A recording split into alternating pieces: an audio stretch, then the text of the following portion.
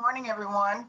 My name is Vicki Clark, and I'm so happy to be with you. I'm sorry that we can't all be together. I really love this conference, and I'm always look forward to it, but we can be together this way. Rory, are we good? Yes. Okay. How many people do we have? Can we do a shot of participants or something just to see? I just want to see everybody and say hello.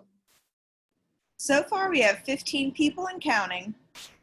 Okay, should we wait a little bit? That's up to you. Let's wait a couple of minutes.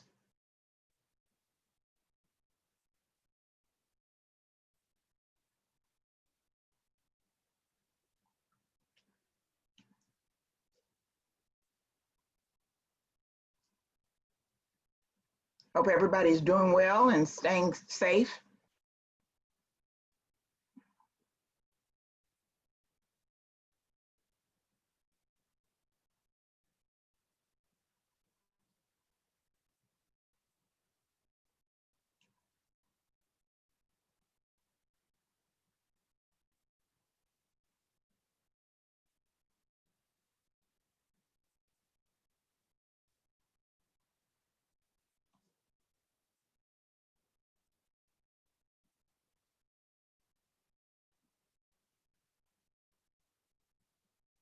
I think we'll go on and get started.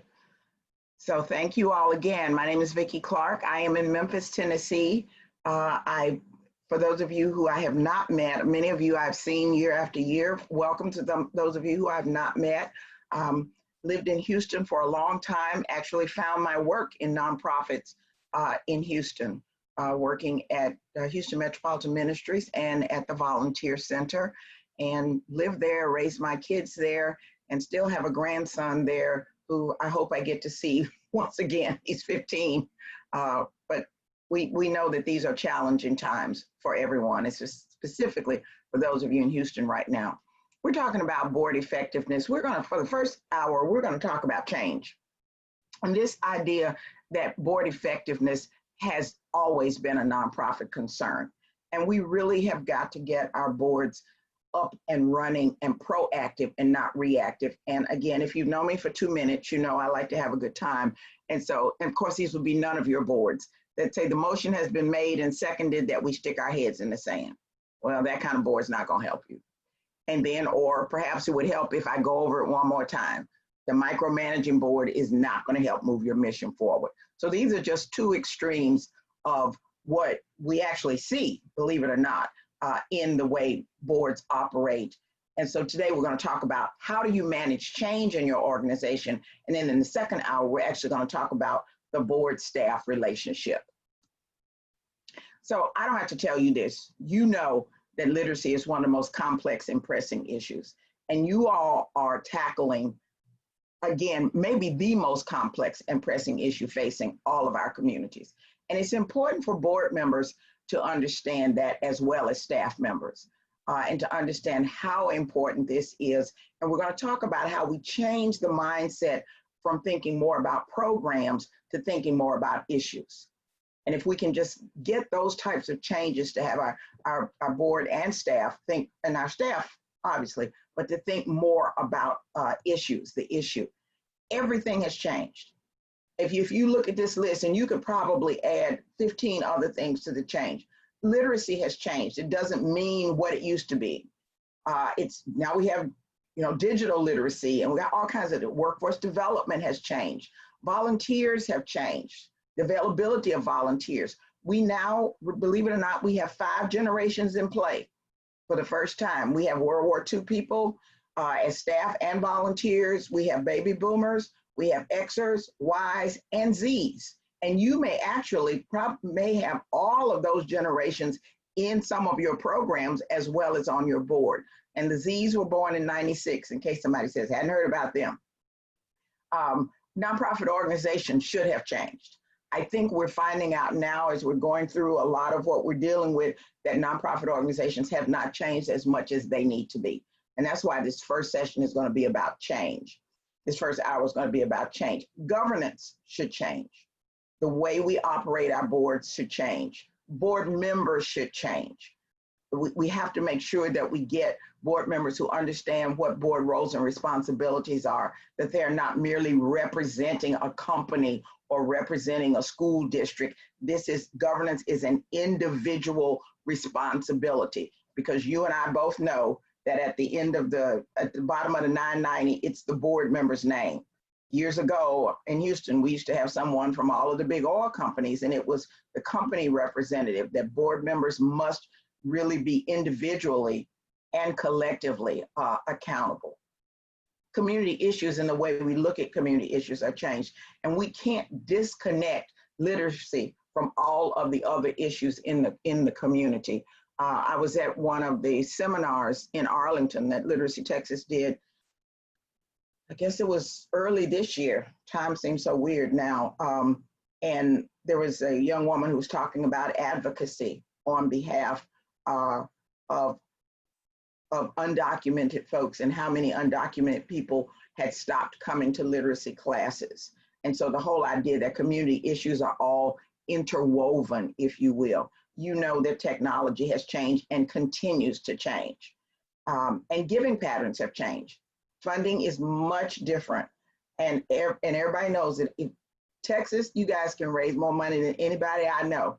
And you like events, but look at where we are now in terms of not being able to actually have the type of events that you may have depended on. So we don't even talk about fundraising anymore. We talk about fund development and having a fund development strategy. The way you engage volunteers or members, very, very different. It's very difficult to get volunteers to continue to come once a week and all of that. Why? Because things have changed. Partnership development, trying to expand the type of partners that you have, and looking at new partners, and how do you partner with government, meaning how do you partner with the, again, with school districts, with the county commission, with the city council. How do you partner with them? Not merely partnering with corporations or businesses for finances, but looking at partnership development as deeper. And then obviously nonprofit management and leadership. All of you know, board members and staff, this is a profession. Working for a nonprofit organization, this is a profession. It is a profession that you all have chosen, and we are so glad. And it is important for board members to understand that. The idea that this is what people have chosen to do for their livelihood. And so it is important that board members recognize the professional nature of this, and really work to develop, to make sure that people are getting the decent wage and benefits and all of those things. The way we communicate has changed.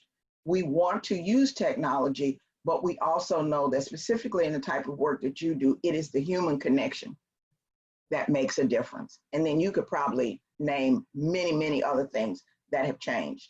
Pat Summitt, who some of you may know, was the amazing coach of the women's basketball team at University of Tennessee in Knoxville.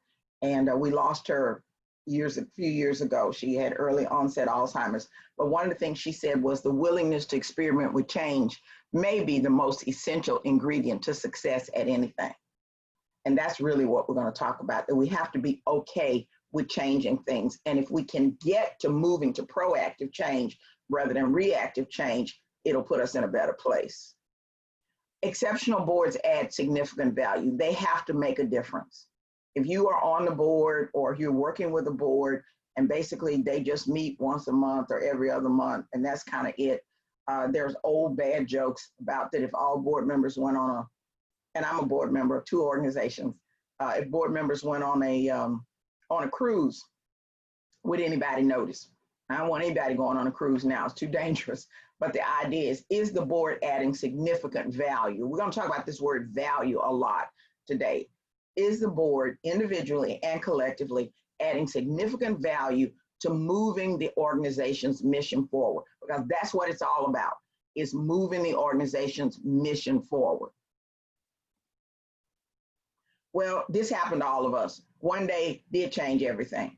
I don't know about all of you, but I was traveling. I was in Florida in March training, and all of a sudden the world shut down. I came home and I pretty much have been here ever since. and you realize that one day can change everything.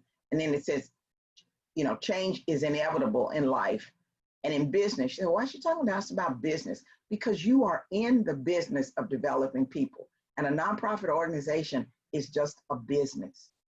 And change is vital. It is a nonprofit business, but it is definitely a business.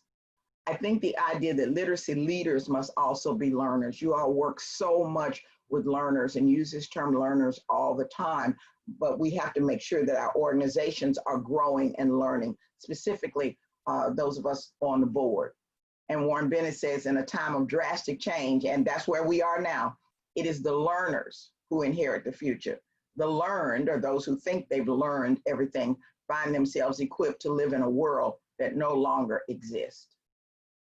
And this quote is so important because if we think we know everything, or if we think we're going to continue to do it like we've always done it, we're actually going to be obsolete and not going to fit into the world.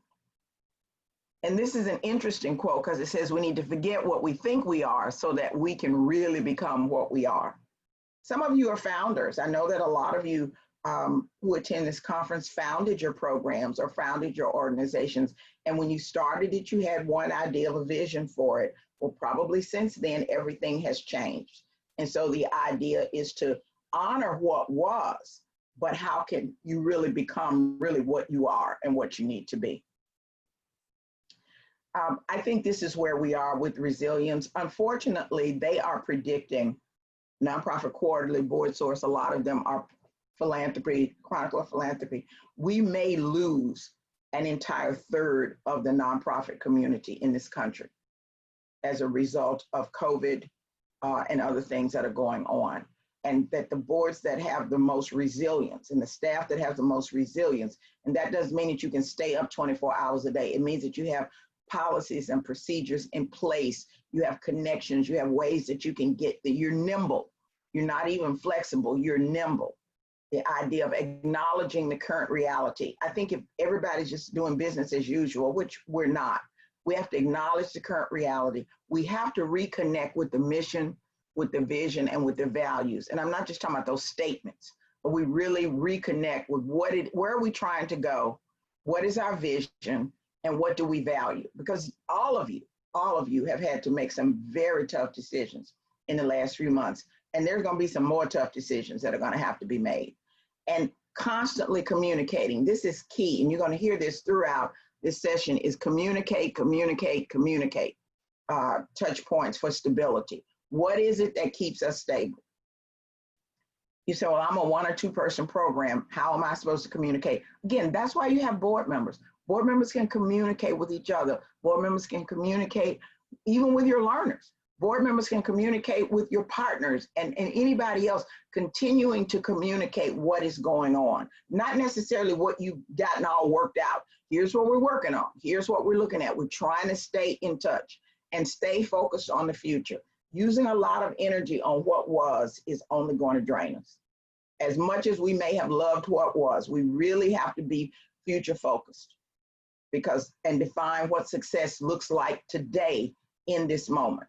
Because it's not going to look like it looked when you wrote that strategic plan or that annual plan, last year or year before last. So we redefine what success looks like, and we right size, and we have to let go of some of the grief about we said we were going to do this, but we're not. No, we're not going to be able to do that this year, and everybody has to own that. Some of the things that we're going to stop doing, we probably need to stop doing them anyway because we didn't know why we were doing them. We were doing them because it was Tuesday. And because we had always done it. So going back to redefine what success looks like and being okay with not being able to do all the things that you said. And if you have issues with funders are actually being pretty flexible. You get back to the funder and say, given what we're dealing with, here's what we're going to be able to do. Because I don't think anybody expects any nonprofit or business to be able to do, or a family, what they thought they could do before COVID hit us. And then we have to adjust as the future unfolds. I mean, this is a day-to-day thing. And I know, here in Memphis last week, they were talking about schools and they were going to do a hybrid model. And they had everything all worked out. I don't have, obviously I don't have young children, but just watching it, they had everything worked out. By Thursday, our numbers went up. They changed and said, okay, we're going all virtual. And so this week, what they're trying to do is get technology and things to families and make sure the kids have hotspots and all that. That changed within 3 days. So the future is unfolding very, very quickly. So it's important to stay on top of it. And that's why I keep using this term nimble. And then we just have to swim with the current. And the current is moving really fast right now. And so the idea of board and staff members swimming with the current, but the board has to be very, very accessible. You have to be able to get to board members. You need to be talking to your staff members. Staff members need to be able to call you up right away. The idea that, we have to be in person to vote, all of that, we need to change a lot of that. And maybe there are some things that don't need a vote. We just check in with people. I don't know how many of your programs put out statements in the aftermath of Mr. George Floyd's horrible killing. People were connecting with board members saying, here's a statement that we're going to put out. And basically, as board members, we were saying, looks good, or maybe you want to add this. But these were things that had to move very, very quickly. It wasn't that we could call a meeting and all of those types of things. So everybody's got to be heads up, ready, and prepared, and in touch with each other. The only way the organization is going to change is when people change, because guess what? Without people, there is no organization.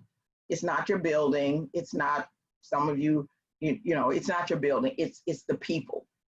And so the behaviors of the leaders. So we think about what is the culture in your organization, and what is the culture of the way the board and the staff work together. And maybe it's time to do some work on that culture, because we may have a culture that is not serving us well as we move into and try to move through these nimble times. How do we get work done on a day-to-day basis? How do we have the shared values and beliefs? Do we really believe the same thing? Do we have the same values? And then a lot of what we're looking at is how do we change and retrofit our organizational practices? Because some of them just aren't going to work for right now. And then the idea of amplified by the behaviors of the leaders. And leaders includes board and staff leaders. So what is the culture? If we had more time, we could actually have you think about the culture. This might be a good question for a board meeting, is what do you think the culture in your organization is like? And what does that mean? And what can you do together to improve it? This idea of we have to think of change even when it's forced upon us externally. And I know that a lot of you have had a lot of change forced on you externally. I remember when the GED, all of that went electronic. I've been blessed to work with literacy programs for a long time, but we need to think of these as an opportunity, not as a threat. And that's very difficult when it's put on us from an external, when it's pushed from external. And so the idea that we don't know what results will come of our actions, but if we do nothing, there will be no results. So this is an opportunity to retrofit our organizations, to retrofit the way we work with our boards, to rethink it, not because anybody has done anything wrong, but because this is a type of environment. And I'm going to encourage you that everything you have, everything you do, your policies, your procedures, the way you work with your board, nothing should get older than 3 years without a revisit. You said, what do you mean a revisit? You can lay it out on a spreadsheet and say, okay, here's how we do this. Here's how we do this. This is our policy for this. And then you're going to look at it, revisit it in 21, 1, 2, 3, 4, then it comes back up in 24. And specifically your board policies, and we'll talk about that. But the idea that nothing, now we're getting into proactive change versus reactive change. So let's think of this time as an opportunity, not an opportunity because people are sick and people are dying, but it really does take an opportunity, give us an opportunity to look at how we do business, how we run our programs, the relationship between the board and the staff, our fund development practices, because sometimes you can get in a rut with things. We also, and many of you have heard me talk about servant leadership, is that we really have to stop thinking about this whole power and control thing. That we really want to think of our volunteers, board members, who are also volunteers, of course, staff members, and specifically our learners. That's what servant leadership is all about. You know, when we talk about the board, it's not going to be, it's Vicki's year, what does she want to do? If I'm chair, it's not my year. If I'm the board chair, it's not my year, it's everybody's year. And we should be working from a plan. And your nominating committee on the board should actually be talking to people about what do they bring to the plan, not what do they want to do. So it flips the idea of, of leadership. And you're all servant leaders. You wouldn't be doing this work if you weren't servant leaders. But I want you to really think about that in terms of how you work with boards and how the boards work with staff. This idea of making sure that the looking at strategic leadership, not day-to-day leadership. And right now we all live in half day to half day, but the idea of looking at these big functions and how do we really become a team? And how do we motivate and develop individuals, specifically board members? And to be honest, this is really a board-to-board task. It is not necessarily an executive director task. I put a lot of materials that they will share with you, and they may already have, about different ways of the board operating. If you do not have a governance committee, I would strongly encourage you to get a governance committee. The governance committee is the nominating committee on steroids, if you will. Whereas the governance committee works with board members throughout the year. It is not the executive director or the program director calling me, asking me about my gift for the year. It is another person on the board. And so the board has to manage itself in some ways. So the idea of, again, why is the board there? And the board thinking very strategically and not very tactically. And then leaving operations, if you will, to staff. And then what is the organization's fitness to a situational requirement? I don't know how many of you all were able to access some of the PPP money. It was the first time that nonprofits had ever been included this way in government funding, which is huge for the sector. But unfortunately, a lot of nonprofits were not prepared to be able to even apply for the money because they didn't have the infrastructure, or they didn't have the relationship with the bank, or they weren't able to pull things together quickly enough. And so this idea of the organization being fit to situational requirements. We have to keep the energy, the morale, the confidence, and the spirit of staff and board members up. And that's really hard right now because everybody's dealing with things personally, as well as in the workplace, as well as the volunteers are dealing with it, the board members. This is hard. But I think the idea of making sure that the energy, the morale, and the confidence stays up and keeping the spirits up. Somebody told me that with all that's going on, it's their board work that's really keeping them positive, because they don't know what's going to happen with their employment. And of course, none of us know what's going to happen with COVID or with our health or anything like that. So the idea of staying in touch and boosting each other. And board members, the staff needs you to encourage them and to thank them and to constantly be in touch and make sure they're okay. And so that's how you work together. Then the idea of the allies and partners and the stakeholders. We're getting ready to have lots of elections. One of the things I would encourage everybody to do, and this could be a definite board function, it doesn't matter who gets elected at the local level, at the city level, county level, state level, be in touch with them. Dear so-and-so,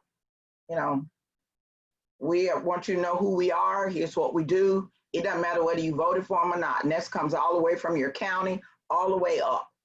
I'm not sure how many of you actually have an advocacy committee or somebody who works on it. And you really need to, and that's just saying who we are. And this is something that the board can do. The letters can be ready and you put the name in there and they go out, and you'd be surprised at how many folks you will hear from. And then teaching and leading the learning by example. You all are so into learning, but we want to talk about organizational learning and organizational development. This idea of the core mandates of the board is to establish direction, assure adequate organizational capacity. I mean, I've worked in nonprofit. I've been the idea that we kept piling things on, new programs, new this. We really didn't have the bandwidth to do it. We didn't have the people to do it. But we kept, because we wanted to do things, but that's how you burn people out. Also, that's how your work gets sloppy. So it's incumbent upon the board to assure adequate organizational capacity in resources, in salary. And sometimes that means we need to cut back on some things. And then this idea of monitoring and strengthening program and performance. This does not mean micromanaging. This just means understanding what is going on. And then this big piece of how does the board operate? Effective governance, structure, and processes. And that's a lot of what we're going to talk about today. So this sector is still evolving. In fact, we ought to strike out evolving because it's just moving so fast. Challenges are increasing. Social trends are changing. Regulations are changing. You all have been going through that for years, many of you who've been involved in this. Public perceptions. It's interesting that I'm not sure why literacy doesn't stay front and center, because it really connects to everything. It connects to health, it connects to family, it connects to work, it connects to the economy. I'm not sure, and maybe because we're not telling the story. Maybe we're not helping the rest of the community and targeting who we talk to and what we tell them versus just telling them how many people we have, but helping them to make the connections between the role of having everyone to be fully literate in a community and all these other things that we care about. And obviously social trends are changing. Our supporting customers are changing, and primary customers. And we're going to talk about who your customers are. You said we don't talk about customers, we talk about learners and we talk about partners. This is knowledge that, this is language that Peter Drucker uses and talking about customers. And we're going to talk a little bit about that. But this is the fastest growing sector. It will be interesting to see what happens to this sector. Again, we're expecting to lose a third of nonprofits because they just will not be able to sustain going through all the times that we're having now, because they were almost working day to day, month to month, or even just in this year. Did not have, let's just talk about it, some did not have reserves. And I know there are some boards who don't even believe in reserves. It's like, really? You know, we have to zero out every year. No, we have to have reserves for a rainy day. And this is not a rainy day, this is hurricane time. So we have to have reserves. We need to have lines of credit. We need to have anything that another business has. So I'm just asking you to really rethink how you are, what you are, and how you operate. And we gotta look at this big picture. We gotta look at this big picture and initiating innovative ideas. You said, well, they may not work. They may not, but we have to try it and conceptualize complexity, because things are getting much more complex.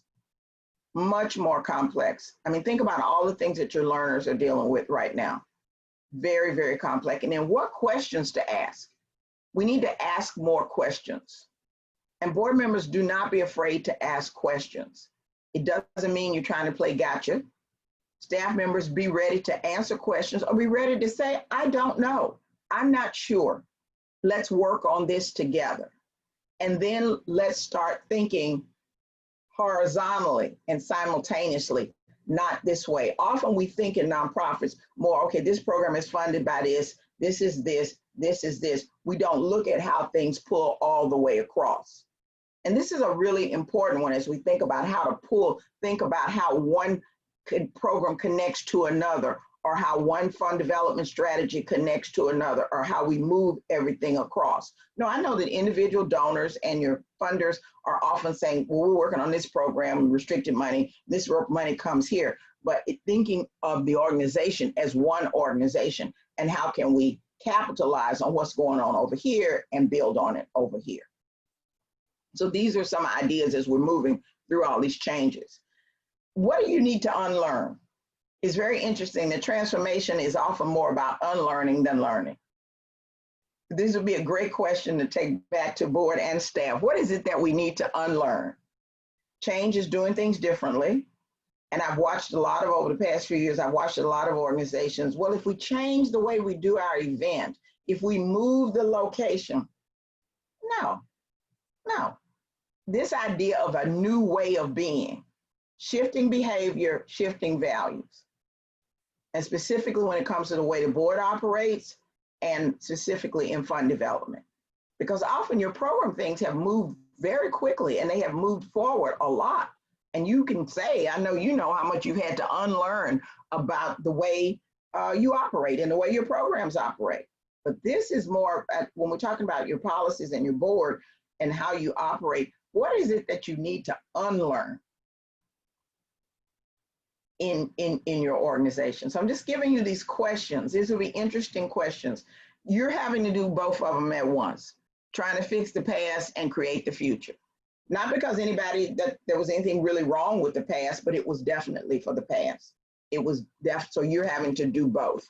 And I think now, given COVID, we definitely see that we need to think much further out. Much further out. Now, I'm not talking about going to 5-year strategic plans, because right now you could write a strategic plan right now and by lunchtime it probably wouldn't even be valid anymore. But I'm talking about having a plan that actually pretending like it's written in pencil. Because everybody right now should be revisiting all of their plans, their budget, and everything. And we just pretend, but that's really the way we need to operate. That nimbly, so that, when things come up, we can move quickly. We're not gonna get to do this year, but we're gonna move this to this year. We can also start triaging things. We don't have to do everything every year the same way just because it's October. What is it that we need to do? And what is it that we need to not do? We tend to take on way too much in nonprofits. Because we want to do more and more and more, but we really have to realize that we can't do more and more and more and do it well. We really can't. And sometimes it means that there will be some opportunities that will pass by, and everybody has to be okay with that, because we're going to do what we do and we're going to do it very well. And we're not going to kill everybody trying to do it.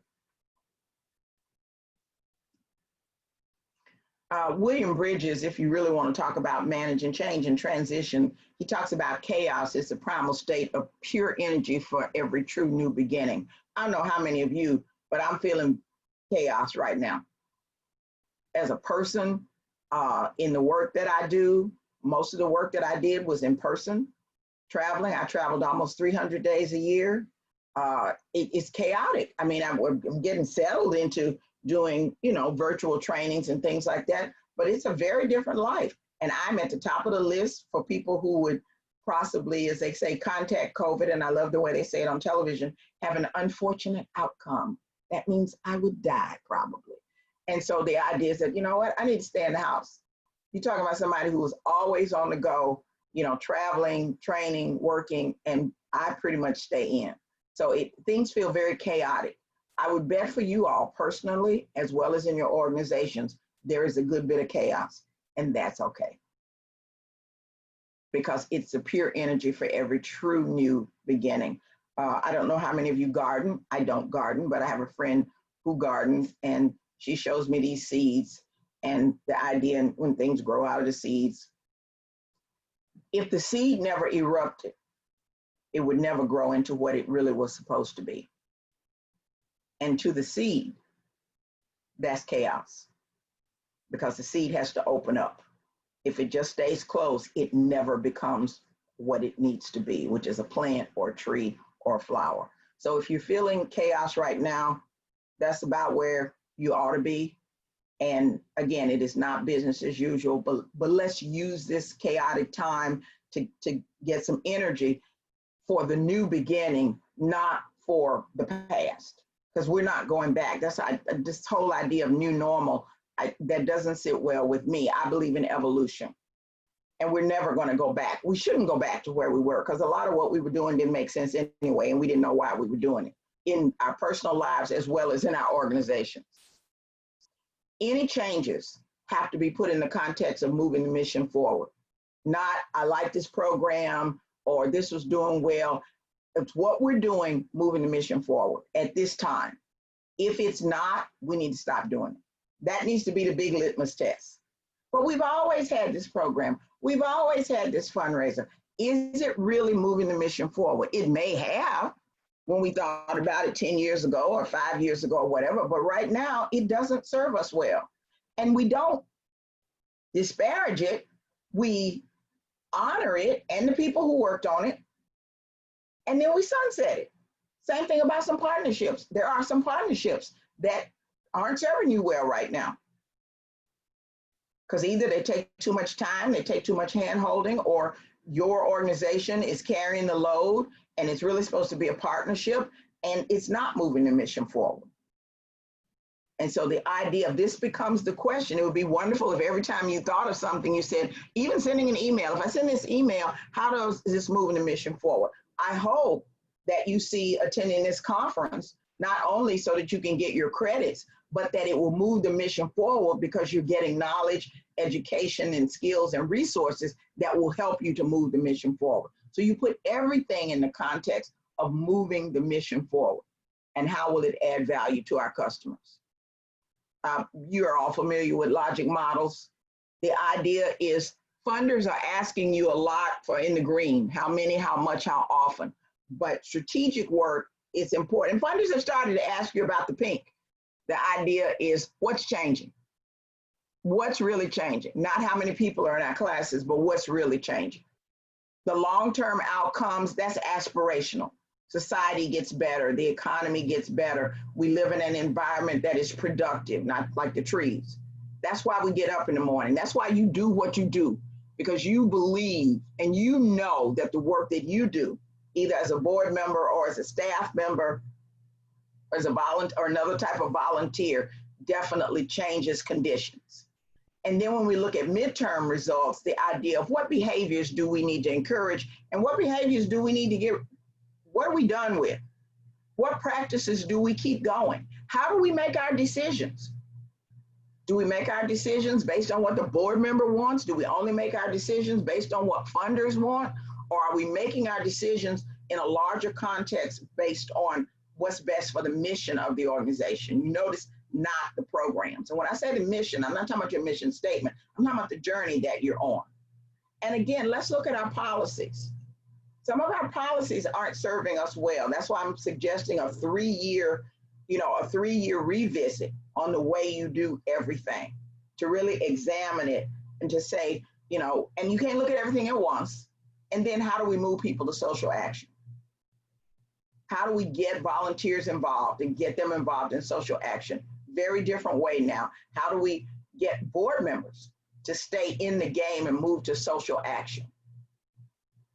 How do we get learners involved? And then the short-term results is what are we aware of? I'm hoping that this time will make you aware of a lot more than you were aware of before. What knowledge do we have and what knowledge do we need? Someone said to me, we got to establish a better relationship with our bank, because when we tried to get in touch with them about the PPP, they didn't know who we were. That, they didn't have that knowledge. Attitudes. How do we help people inside and outside shape attitudes about the organization? How do we help board members to shape attitudes? It's not about coming to a meeting a month. How do we help them to understand what true governance is? What skills do we have and what skills do we need? You notice I'm not saying where do people work. I'm talking about the board. What skills do you have? And you have as many skills as you have people in your community. And now you have as many skills as you have people in the world. If you just get on and ask some people, hey, how do you do this? How do you do that? What skills do we need? And what skills do we need to grow? And he said, well, we don't know anybody. It doesn't matter. You contact them. We don't know hardly anybody. But we try to get people in with the skill sets that we have. And everybody does not need to be on the board to work with your organization. And we need to be more nimble when we're thinking about that.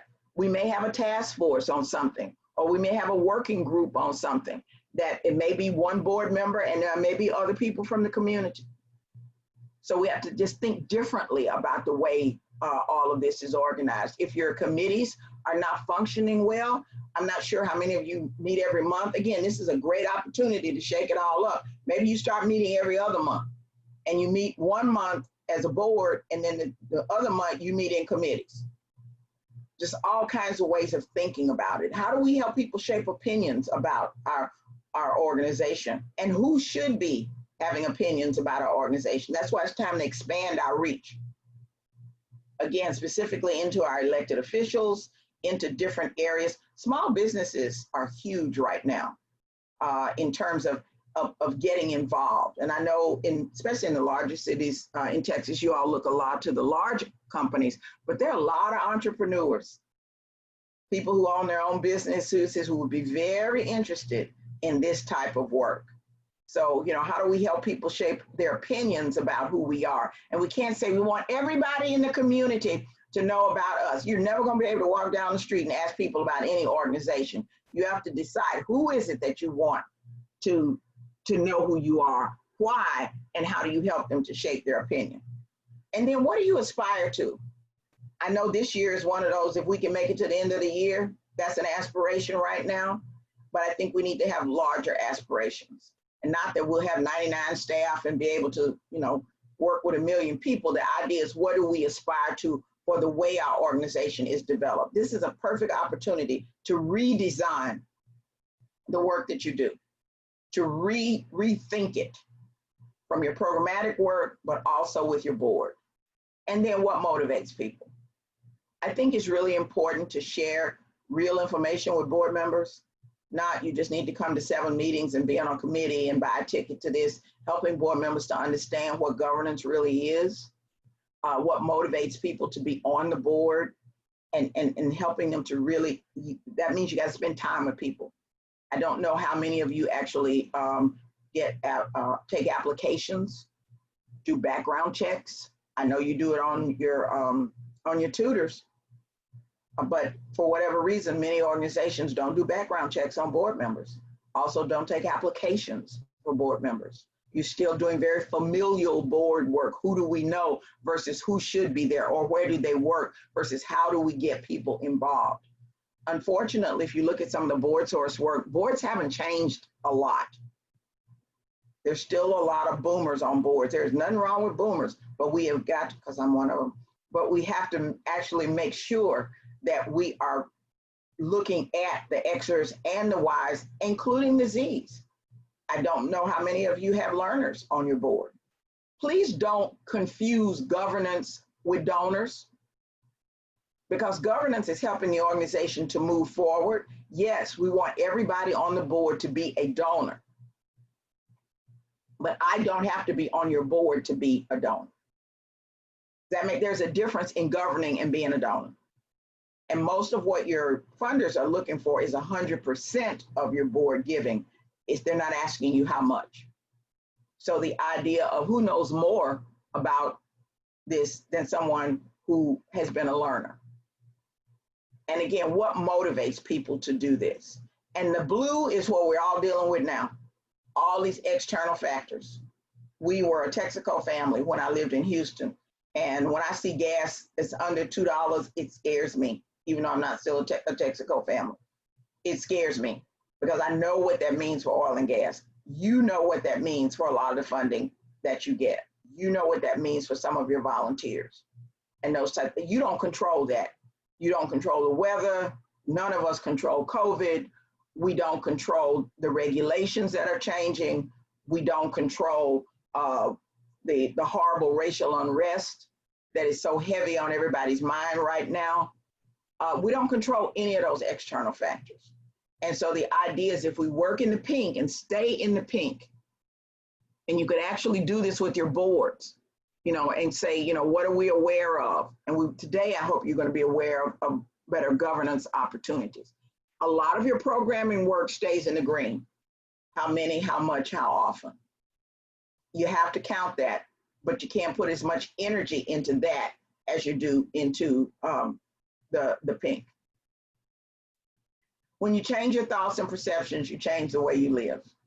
And we really have to do that. If you're a long-term staff person, it's going to be difficult for you to change. Because why? Because this is the way you set it up. That doesn't mean you did anything wrong. It served well. You wouldn't still be there. The organization wouldn't still be there if you hadn't done something very well. But we do have to change our thoughts and perceptions. It's not change that does us in. Change is situational. You know, we realize now a lot of folks are working from home. You know, so I'm not saying everybody's working from home, because everybody is not working from home. There are a lot of people who are going out there into the world every day, and you know that. But change is situational. It's transition. It's giving up that prize program. It's thinking about, what do you mean we're not going to do that fundraiser? What do you mean we're going to have a few board slots that are open? That's that internal piece, because we have to redefine success. And that's what hits us inside. And this is what Bridges talks about. We got to revisit everything and actually do scenario thinking. I'm sure that many of you have been doing this already. If this happens, we'll do it this way, and we can cut this program, or we'll do this. If this happens, we'll do this. If we start here, I mean, that's exactly what all the school districts are doing. If this happens, we'll do this. They had the hybrid plan. They've had all these different plans. And that is kind of really the way we should be operating. And I think we got very comfortable because things were kind of stable for a long time. But this scenario thinking, really, we need to have plans. Somebody said something about this. Be glad there's 26 alphabets, because, you know, if plan A doesn't work, you got 25 more shots at it. Excuse me. So you're going to be looking at how do you engage with the community. Also looking at your diversity and inclusion and equity. Is, you know, have you moved? And is your board in a justice mentality versus a charity mentality? So what's the difference in that? You're going to do the same thing, but you're going to do it in a different way. We want board members and staff members that literacy is a right. It is a justice issue. Unfortunately, the nonprofit sector in this country was built on charity. People help people who are not as fortunate, but it's time to move to the justice mentality. And that just changes the way we think about things. We don't feel sorry for people. We have empathy for people. We try to understand their journey, and we respect them, but we understand, and specifically where you are, that your world is very diverse and very multicultural. And it is so important. When we look again at some of the work that comes out of Board Source, boards really haven't changed. We really don't have a lot of diverse people on boards. And I am not talking about just putting people on boards because they have a Hispanic surname or because they're African-American or whatever like that, because that's tokenism, and we don't want that. That's why we're talking about inclusion. And then looking at fund development. What does your fund development pie look like? If you actually drew a pie and most of your money is coming from one source, whether it's a government source or whether it's a fundraiser, then it is really time to look at fund development. And most of what is happening now that can continue, whereas events don't, because we can't do a lot of events right now, is individual donor development and repetitive. It's the St. Jude model, it's the PBS model, to be able to have somebody, you're $25 a month out of their bank account, out of their credit card. You have repeat individual donors. You stay in touch with them. And again, the board can do a lot of this work in terms of, and it's not just who you know. There are many people out there who would give on a repetitive basis, small amounts over time. Think about 5 years or 6 years of having a donor continually give $25 a month, and it becomes passive giving. So it gives you that cushion that you need, as well as it helps with marketing, because more people understand why literacy is so important. And I know, again, in Texas, it's been a lot about corporate donors and business donors, but it's really important. I'm not saying you won't have those, but when you look at your pie, we want to also have some individual donors, and this is where the board can really get involved. I would bet that every board member can talk to 5 people who would give a recurring, donation, become a recurring donor to your organization. Now, are you set up for that? If I go to your website, can I give? Is it secure? These are the types of things. That's why you have to look at your infrastructure. And then marketing and public relations. Who are you talking to and why? And who are you not talking to? Are we just marketing events, or are we marketing outcomes? And who are we talking to? And again, the biggest thing is, why are we talking to them? And what role is the board playing in marketing? Who are they talking to? Are board members actually talking to people in their universe about this organization, about why they care about literacy? A lot of what I've seen lately is I've seen some organizations and board members are actually filming little vignettes saying, I care about this organization, why? And then they're posting it and they're saying, I hope you care about it also. Or I care about this mission. This is why I'm so involved. And giving people an invitation. This is things that board members can do. And then again, partnerships. Who are you partnering with and why? And who are you not partnering with? Programs and services. It is probably time to rethink some of those. Again, all of them aren't serving you well. Maybe some of them take too much energy for the return on investment that you're getting. I don't know, but it's important to take a look at it. And then staffing. Volunteer staffing, as well as regional staffing, is what's going on with our staff. I'm so glad that Literacy Texas has its conferences and these regional events, because training, staffing is so important. And then how do we plan? Right now, we all ought to be planning with a pencil and a big eraser, because whatever we plan, it may not happen. So we got to have plan A, plan B, plan C, everything. So if you could just take a look at this, and then how do we develop our board? And where do board members come from? So we're going to revisit everything. I would ask you that you say, well, we don't have time to do this right now. Well, I'm not sure if you have time not to do this, to look at how do we identify board members? Is it still relational? Is it still the who do you know? Or is it still representative, where I actually think I'm representing my company, or I'm representing a school district, or I'm representing something? How do we identify board members? Have we widened the net? Are we actually advertising for board members so that people know that they can be involved in this? And then how do we cultivate them? We all need a bench. Do we have people who are not on the board, who are on committees? Cultivating means you're talking to people about it. They may not come on right now, or they may be on a committee, or they may do some work with you. Then you may have volunteers who are not board members, who are other types of volunteers. How are we cultivating people? And you notice recruit is third, is how do we recruit board members to actually help them to understand, as we move into orientation, is what is this really all about? This is so much more than 6 meetings or 7 meetings or 8 meetings. And then how do we involve people? Committees are not the be all end all. There's all kinds of ways to involve people in the organization and talk with them about the best way to involve them. And then how do we keep our board members educated about this issue? I don't have to be a literacy specialist to be on your board, but you have to help me understand this issue and how important this issue is. And how do we educate board members about governance?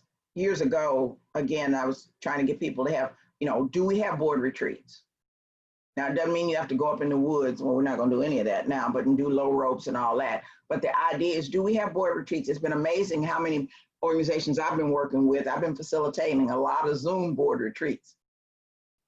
Do like 2 hours at a time, take a stretch break, come back, do another 2 hours, and then the next day we do some more. That ought to be, the board has to have its own schedule, and it's not just for meetings. When do we have our board retreat, and what is the board retreat about? And this is yearly, and it doesn't matter, well, this chair doesn't like retreat, so we're not going to do it. The chair doesn't have that kind of power. The board has to have its own calendar, and it's board development in your strategic plan. I look at a lot of strategic plans, and I don't see the board anywhere in there. And then do we do board evaluations? Now, some of your staff members are going, lady, this all seems nice, but we don't have time for this. A lot of this is done with board members by board members. And there are many simple evaluation tools to check in, board members checking in with people.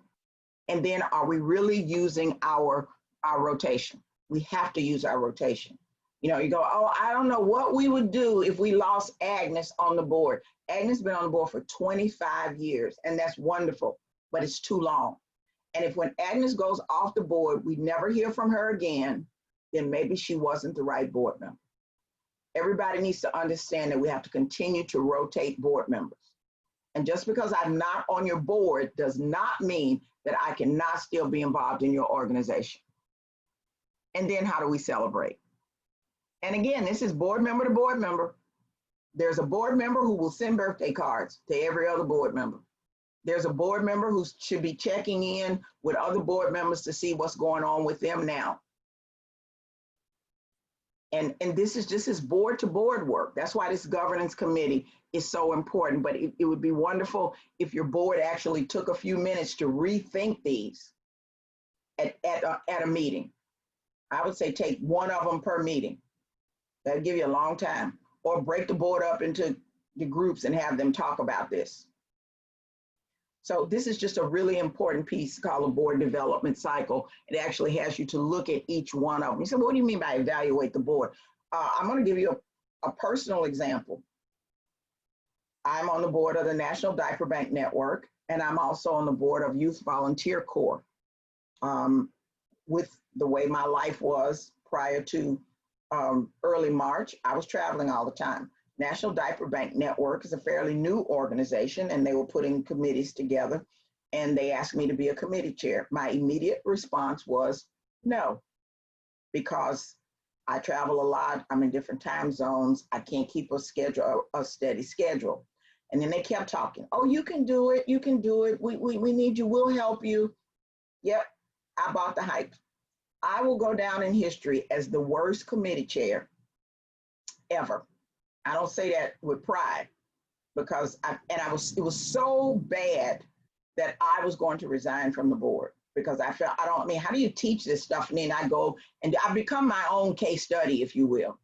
And the idea that I was actually, I committed to something that I couldn't do. And because we have board to board folks calling us, each one of the people, I think each person on the governance committee has 4 people that they're in touch with. And when my person called me, I started crying and said, I'm going to resign. And she said, hold on. And you know, this is not a staff member calling me. This is another board member checking in. And I said, I have blown it. My committee's not meeting. We're not doing what we said we were going to do. I feel so horrible. She said, hold it. You told us that this was going to be difficult for you, and we did not honor your no. Sometimes we need to honor people's no. When they say no, no. She said, we just need to find the right place for you. And she said, stop crying, and you don't have to resign. And so now what I am is I am an advisor to the governance committee. That makes more sense for my life right now. But that is a board member calling another board member. And she checks in. Well, now they're checking in more often, but they usually check in every quarter. Also, she checks in with me about my yearly gift. She checks in and says, you know, thank you for what you give. And I'm a repetitive donor, because I don't have a lot of money to give all at one time. I don't have a lot of money, but it gives repetitive. And she thanks me and talks to me about next year's gift. Will you stay at the same level? You know, what will you do? This is board to board work. So staff members, I know a lot of you have been doing all of that, but this is really the way the board becomes its own entity to operate. So I hope that you will use this board development cycle. And what is it that we can change around this? You know, and again, are we just recruiting people that we know? Or are we just recruiting people for where they work? You know, what is our recruitment strategy? Are we going out, talking to organizations, talking to communities of faith, talking to people? Are we advertising for board members using social media? Are we taking applications on people? Are we doing background checks? Again, the whole thing in terms of how do we develop a strong board? We talked about this, that you all are doing, you're doing both at the same time. You're pedaling as fast as you can. I think it's probably now better than looking at a better version of now. We're really looking at something new. Again, that's what all of this has given us the opportunity is to look at. We can be something totally new, not because anybody did anything bad in the past, but because that's what we're going to have to be, not only to survive, but to thrive.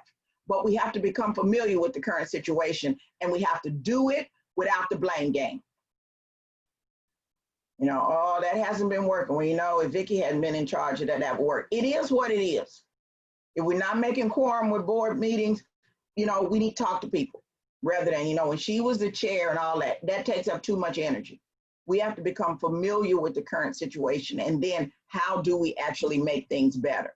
But this is where we want to be, is in total transformation, where you design the future and then you invent ways to bring it about. Change means that we already are working with what we have and we're trying to fix it.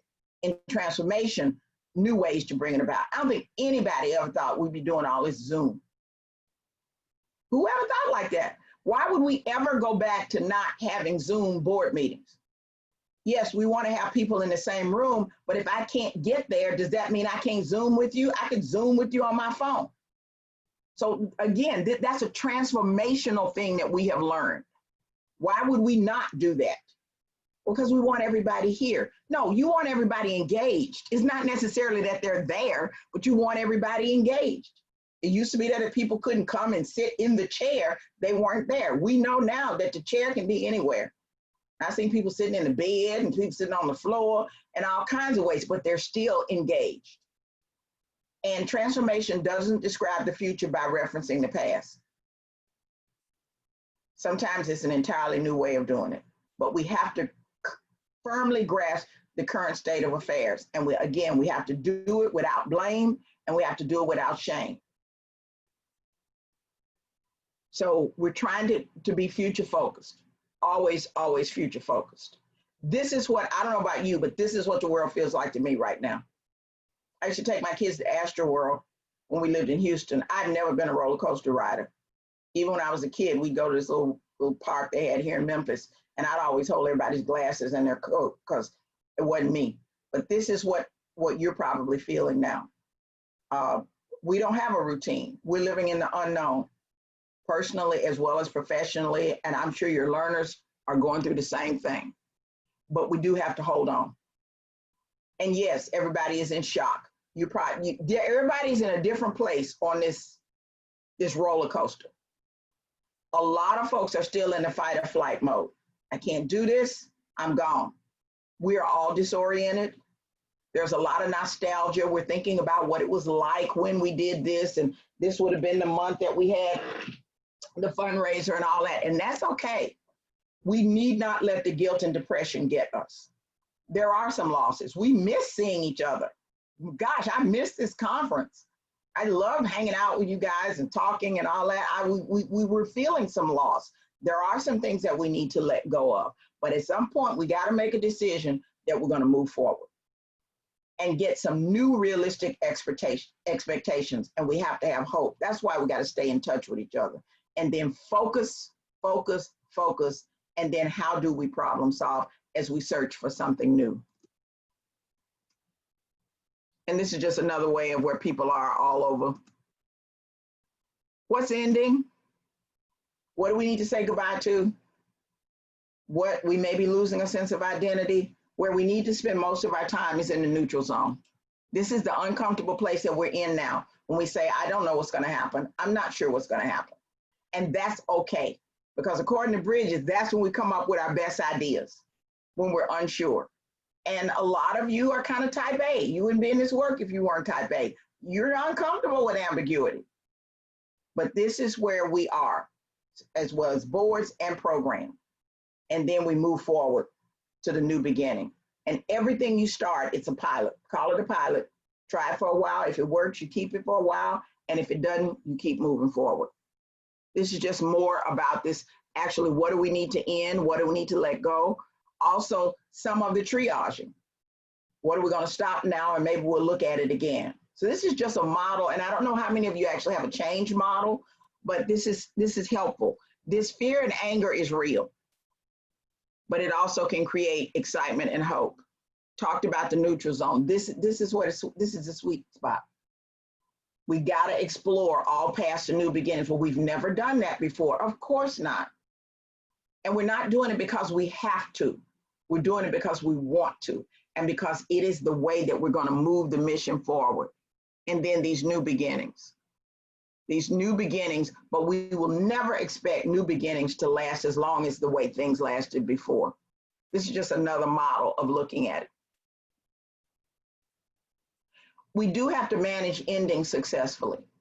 We celebrate people, we celebrate programs, and again, I call it sunsetting, and we sunset things. We really have to manage it successfully. A lot of people don't like change, even though they say they do, because if it's something that I worked on or for something that I was really involved in, guess what? And now you're not going to do it anymore. I take that real person.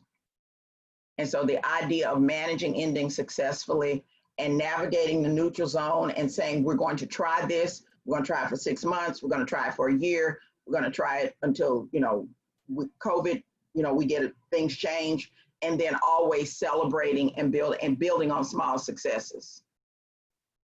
So this would be the question is, if you all are going to continue to move forward in your mission, what should be transformed?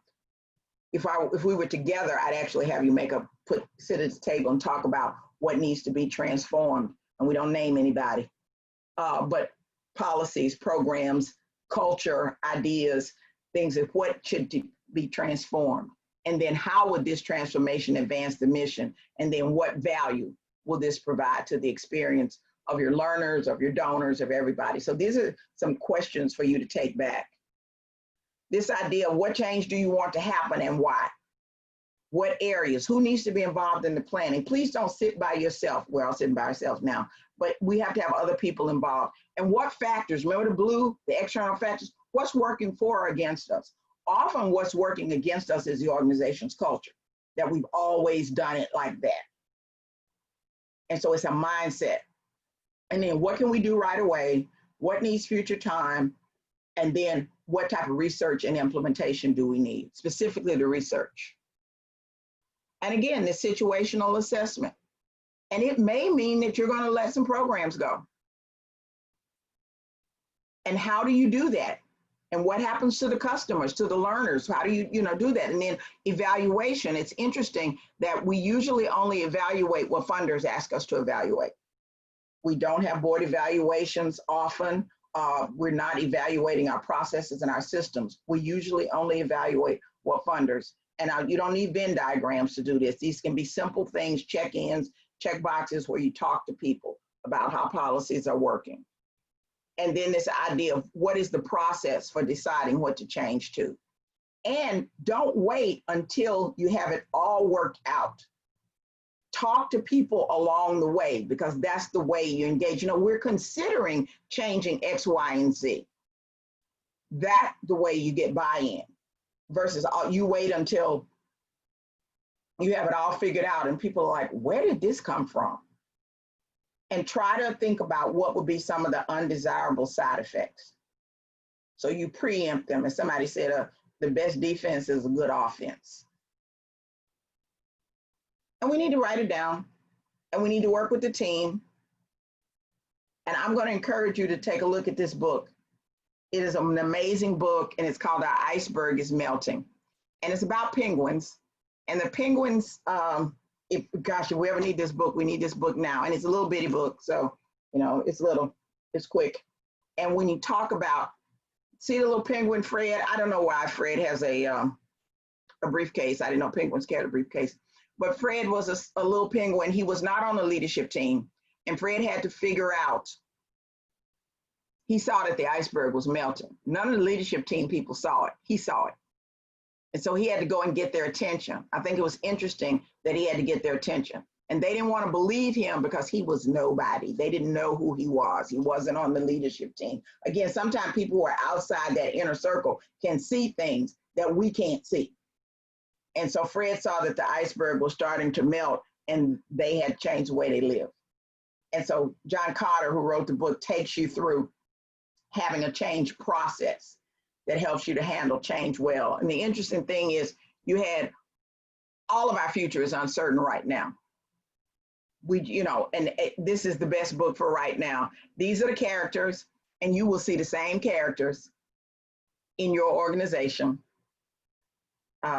There's No who says no to any kind of change. Buddy wants to get along with everybody. The professor wants to analyze things over and over again. We don't have enough documentation. That's why we get into analysis paralysis. Alice was on the team, and she was the one who finally turned around. I think it was interesting that Carter had a female penguin who actually paid attention to Fred.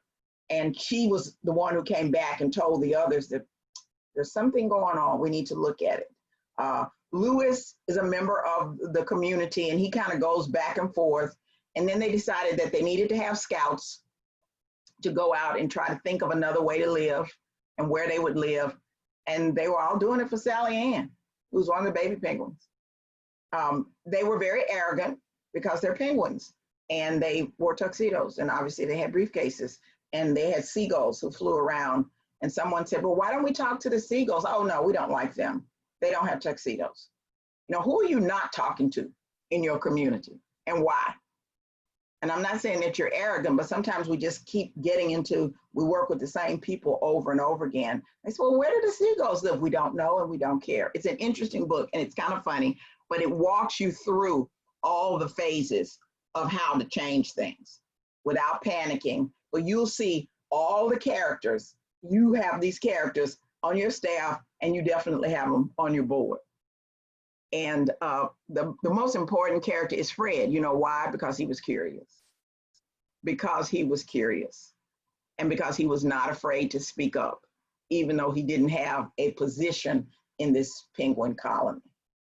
So I'm going to stop sharing. There's many more slides here about Carter's, about the way you change. And I think a lot of us had gotten complacent. We get this funding, we do this, we're able to make it, we do this. And right now, guess what? We realize what happens with complacency. This is about the characters, and this is chaos. And everybody had a different thing. We're not gonna tell them, we don't wanna panic people. We must keep it a secret.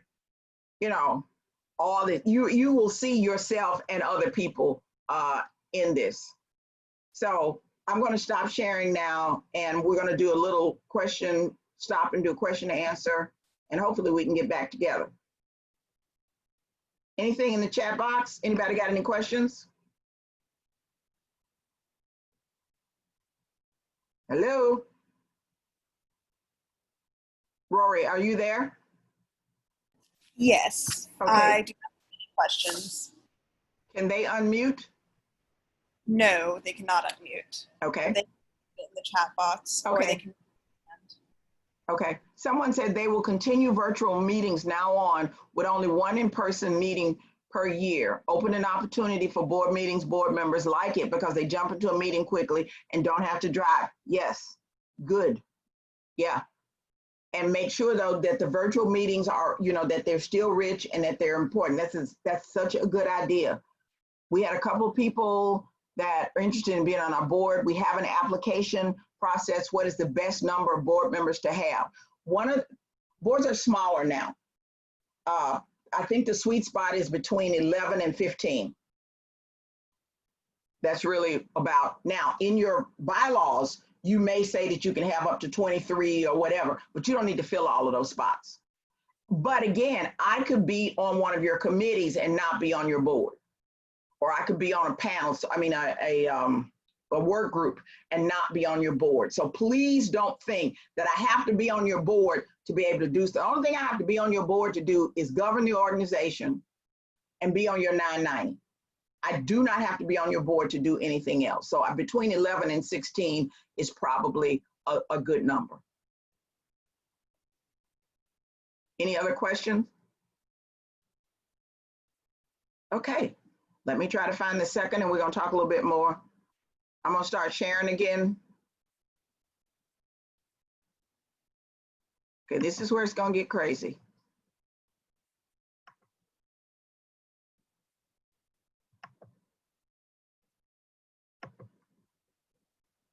Rory, I may have to stop sharing. What do you all see now? We see your PowerPoint. Which one? Literacy is a bridge from misery to hope. Wow. Woo, I'm getting good at this. It's only taken however long. Now I lost my cursor. When we talk about the board and the staff working together, why can't I find my cursor? There it is.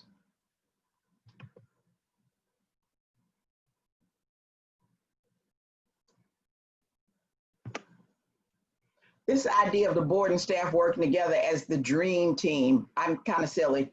I like SpongeBob. And the idea of thinking of the board and staff working together as the dream team, that that literacy is a bridge from misery to hope. We wouldn't be in the situation that we're in now. A lot of what we're dealing with now has an impact because of a lack of literacy.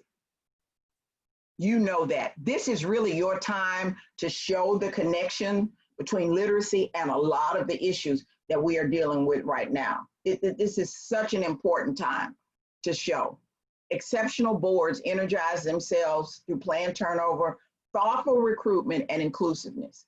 They understand how it all fits together and the importance of fresh perspective and the risk of closed groups. That's why we don't just go, who do you know? I remember back in the old days in Houston, if somebody was leaving or get promoted, they would say, so you have to replace yourself. Well, that's the way you put somebody on the board? You have to replace yourself. That makes no sense. And then this diversity of experience and through continuous recruitment. This idea of looking at the board's roles, why this is important, and this is a constructive partnership. These are the questions that I've basically been walking you through. Is everybody needs to understand where you're trying to go, not your mission statement. The folks on the board have to understand who your customers are. Your primary customers are always your learners. And you all know that in this issue, literacy folks have always been focused on the primary customer. It's interesting, I work with a lot of different organizations, and many times they get all wonky about who it is, but you all have always been focused on the learner. That's the primary customer. Then you have supporting customers. And supporting customers are everybody else or anybody else that it takes to move the mission forward. And that includes donors, that includes board members, that includes volunteers, that's, all of those. And then the idea that you're always delivering value. That includes your government. Think about the unemployment rate. Think about all the things that you all totally contribute to helping. To be able to show your value to people who have the purse strings, who have access, and who have all of this. And so, showing value, not just merely showing numbers. And then what are your results? And often, again, we only show results in what a funder asks us to. How many, how much, how often. You're having bigger results than that. We talk about change lives and change conditions. And that's what Peter Drucker talks about, results. Change lives and change conditions. What are our outcomes? What is happening? And I think a lot of the work has been done about what happens with a family where people are functionally literate and what doesn't happen. And you can quantify this. And then what's the plan? And in this case, we're talking about the plan for getting the board involved. Again, the mission has to be integrated into everything, inspiring passion for the mission, helping folks understand the core purposes, and measuring performance, board performance related to the mission. What's the outcome? What's the board performing to do? Determining mission and purpose. If you're a federated organization, that's already done for you. It is okay to put the mission on the table and take a look at it. And we're not just talking about wordsmithing. Are we doing what we really need to be doing? How do we plan effectively? Do you just share a strategic plan with the board, or are you really working with the board and planning? Again, this is the board's job, and is the board planning for itself using that board building cycle? It is the board's job to ensure adequate financial resources. I know that a lot of you as executive directors and CEOs or program directors you do a lot of the fundraising, but it is really the board's job to help with that. And then to have their own piece, which is, like I said, the individual donor piece could be a definite piece for the board to develop. Selecting the chief executive. There's been huge turnover in nonprofits. And I would expect that we're going to see another huge turnover when this levels out. Many, many boards have never had to hire. They don't have a succession plan. They don't, and a succession plan does not mean that, you know, when you leave, I take your job. They don't know what the job description looks like. They don't have a plan. Are we gonna, what kind of search are we going to do? All this work needs to be done before somebody leaves. And they work, and the chief executive or the ED, you're the only person who works for the board. Other staff members work with and for you, but the chief executive is the own staff person, the key staff person. That's the person who works for the board. And then the board is to build itself as a competent board. And this is where the director helps to do that. So it's an interesting relationship, is that you're helping to build the board, the people that you actually work for, but it's a symbiotic relationship. And then it is up to the board to enhance the organization's public standing. You notice that I have mentioned both of the boards that I'm on. One of the things, we have a menu. And one of the things that I can do is that I can share the names of both of the organizations that I'm on the board with. And that's part of what I'm doing to enhance their public standing. I talk about the National Diaper Bank Network, and I talk about Youth Volunteer Corps. So each of us has a menu of what we can do, because different ones of us can do different things as a board member. So part of what I do is always talk about the two organizations that I am a board member of. That's putting it out into the universe, and hopefully some of you will look us up. And the idea, so it is up to the board, you know, who can you talk to? Not who you can ask for money at this point, but each board member, who can you talk to? You know, are you in Rotary? Can you mention it in your faith community? Have you put this on your resume? Have you, I mean, everybody can do something, and we can all do different things. And then providing oversight, monitoring, and strengthening programs and services without micromanaging. Because this is really management work, as long as you all are hitting your marks and things like that. So board members do not need to get deep into program. Protecting assets and providing financial oversight. This is not merely the treasurer's job. People think it's the treasurer's job. It is everybody on the board. So this idea of everybody understanding the budget and the different funding sources and protecting the assets, everybody needs to understand. The auditor works for the board. The auditor is hired by the board. If you have not gone out for bids on a new auditor in 3 years, nothing should get older than 3 years. You may go back to the same auditor, but you go out for bids every time. Same thing with your bank, same things with everything. Again, this is part of what the board should be doing, is to protect the assets of the organization. I would hope at this point, everybody is looking at their directors and officers insurance and any other type of insurance that you have. I would assume that with all of this going on, everybody's gonna need to raise their levels. But all of this is work that the board should be doing. And then ensuring legal and ethical integrity. This is why it is really important to do background checks. It is really important to have conflict of interest forms. Conflict of interest doesn't mean that I can't be on your board if you're doing some work with a group that I'm in, but I have to recuse myself from votes because I'm the governor of this organization. So this legal and ethical integrity is really, really, it's really important, because at the end of the day, it is the board who is responsible for the organization by the state of Texas and by the United States government. It is not the staff members. The board is responsible for the organization. And we have had malfeasance, nonprofits just like any place else, we've had malfeasance. And the first thing people say is, where's the board? Where was the board? Where was the board? In terms of the monthly financials. And if you're running a deficit, you're running a deficit. You just need a deficit reduction plan. That's all. And if board members don't understand the financials, then somebody help them understand the financials. And then supporting and evaluating the chief executive. Chief executive, executive director should get goals and an evaluation every year. It doesn't matter whether or not there is a monetary increase. Everybody has the right to know how they're doing on their job. Everybody has the right to understand what the goals are for the year. And so this is really, really important. And there are so many forums out there. There are so many ways. I'm sure Literacy Texas has some of the other groups. This does not have to be hard to actually do the chief executive performance appraisal. This is why it's so important. And there can be conflict. This is a different thing. It depends. Look at this. I would hope that none of you are in a dysfunctional with dramatic disengagement and conflict, but it could be. Maybe it's of no real consequence. There was an organization that I worked with years ago, and in Houston, and I took my son was 8, he had asthma. And of course I couldn't miss board meeting day.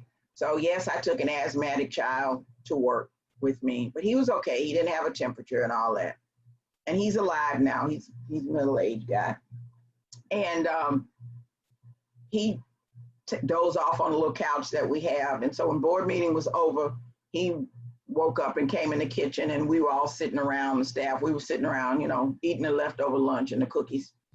And he said, "Where's the board people?" Because I said, you have to be quiet and all that because the board people are coming, the board people are coming. He said, "Where's the board people?" And I said, "They're gone." And so he looked at our executive director, Carrie, and he said, "Miss Carrie, I think it's nice that you have a place where board people come who don't have nothing else to do and they can eat lunch and talk, because people need to do stuff when they're bored." And we all just fell out laughing because he had definitely described our board. It was of no real consequences, where the board people came, BORED, board people came once a month to eat lunch and have a conversation. Is the board just responsible? They're compliant, they do what they have to do. Or is the board moving to exceptional? The only organizations that are going to thrive through all of this are going to be exceptional. And this is not whole cloth. This is not whole cloth. You may have the board may be exceptional in some of the things that they do, and they may be of no real consequence in others. They may be very proactive in some of the ways that they operate, and some of it may be headed into conflict. I don't know why this is moving real slow. So when we look at the roles, and if you haven't looked at this, hello? Oh, I'm hearing someone else's PowerPoint. This idea of the board chair maintains a mutually supportive relationship. The board chair ensures effective board development and support the board in policy and oversight, chair and facilitate meetings, and align the board actions with the organization's priorities. And then the chief executive develops staff, the operational plans, managing the resources. Now, board members can also represent the organization. Please understand that. In fact, it'd be wonderful to have board members represent the organization. Every board, your board members ought to go to city council once a year to talk about what you do, or county commission or whatever. Chief executives identifying internal and external issues, supporting the board governance functions, and collaborating with the chair on board meeting prep. You notice it says collaborating with the chair, not doing all the work with the chair. I don't know how many of you have board portals. There's something that a couple of the organization that I use, and it's real easy because if I can use it, it's real easy. It's called Boardable. It's not very expensive, where all of the documents are put. You can teach anybody how to go, BOARDABLE, Boardable. I think Literacy Texas has started using that board portal. This is where all your meetings can be set up, all your documents are there, so that you can get information out to people ahead of time, and the board actually manages this. What should the board expect from the chief executive? You all are a liaison between the board and staff. Positive attitude about the partnership. Identifying issues for board attention. Again, no surprises. Strategic information that assists the board in governing.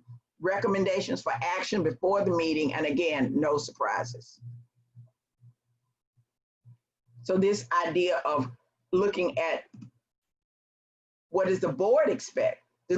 Help set the agenda, not set the agenda. Again, I worked for an organization where the board chair would slide in there 15 minutes before the board meeting. She didn't have a clue what was going on. The executive director had done everything. It looked like a puppet show. And it was almost like, like, well, why is she even here? So then this idea of the chief executive, you do not have to staff all of the committees. If you have other staff people, they can staff it. supporting board meetings and board performance. And again, it's maintaining essential documents, whether you're using Google Docs or Boardable or something, but it's time to start moving people to this because it's so much easier.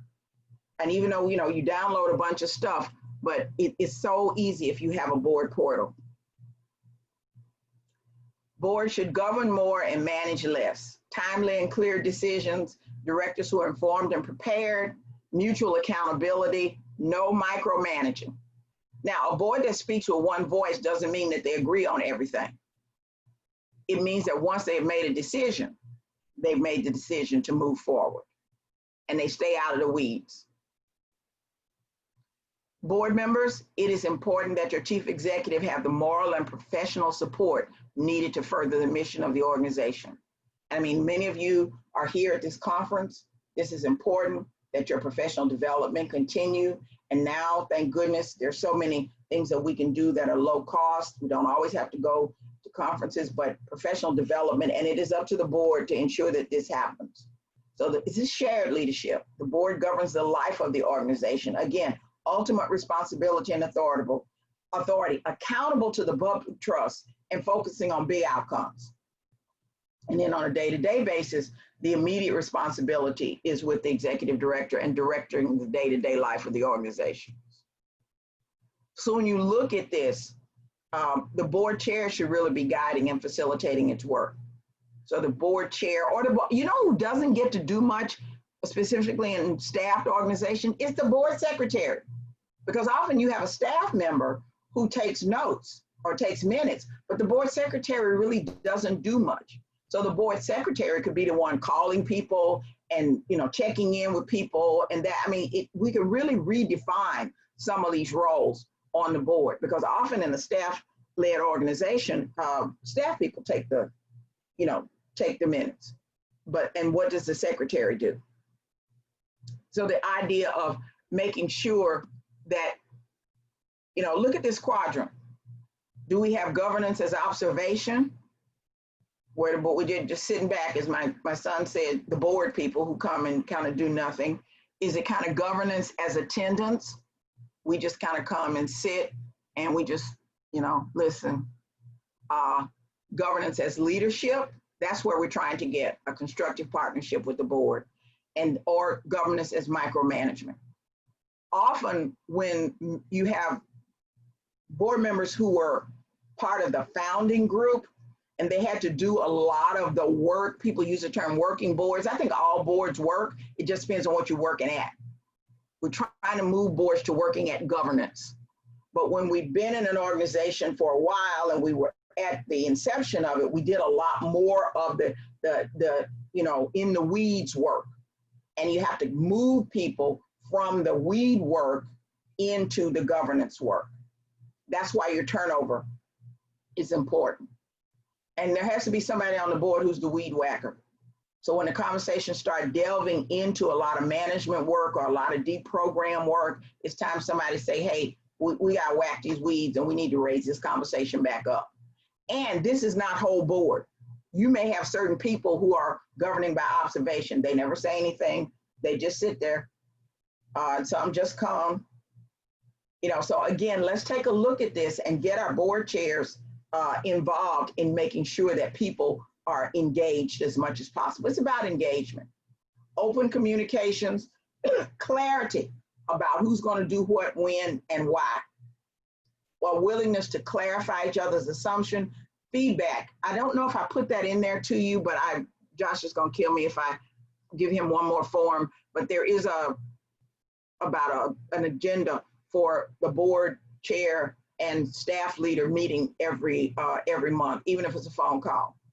And again, this may need to be redefined as the organization changes in size and complexity. Again, what was done may not be what we need now. And so we need to keep thinking about this versus we've always done it this way. So if your next board chair is coming up, you say, you know what, I went to this workshop and I realized that the board needs to be doing more of its own internal work. And we're like, well, wait a minute, that's not what I signed on for. Well, we need to talk about that because we need to, how long has it been if you looked at your job descriptions for board members? and your expectations. And what does the board's calendar look like? Not when do they meet. Again, when do they do their own evaluations internally, individually, as well as evaluating what the board is doing. You know, when are their gifts given? And everybody should be able to give their gifts at different time, but there is somebody from the board who's checking in with that. And the realities of this relationship.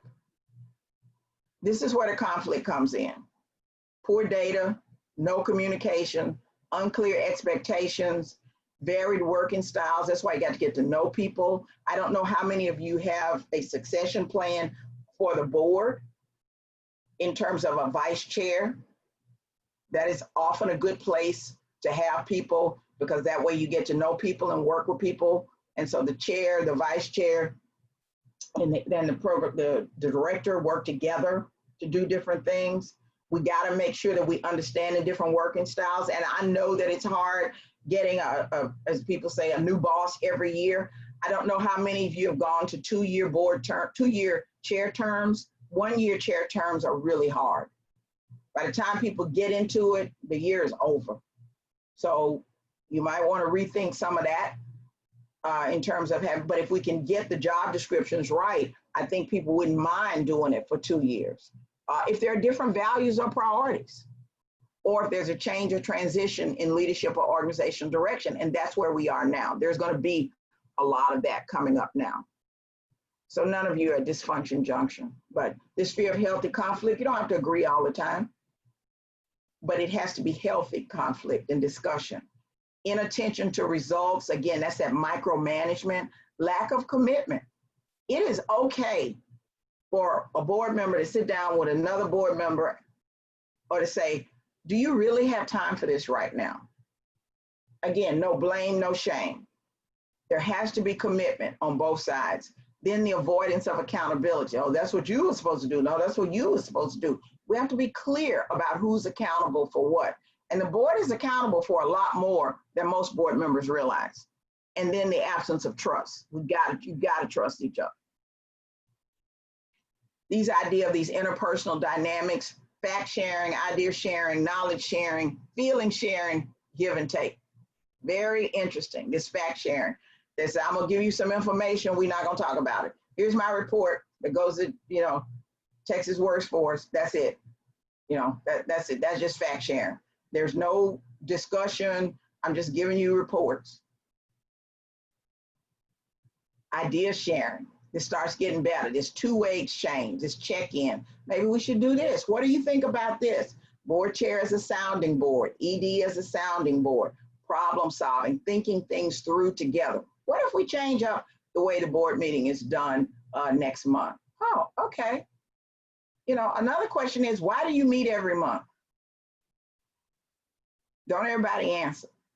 But why do you meet every month? Now that we can share information in different ways, why, like I said, we could meet every other month and we could have, we still get our reports and things out, but why are we meeting every month? So these are the types of things, let's just shake it up.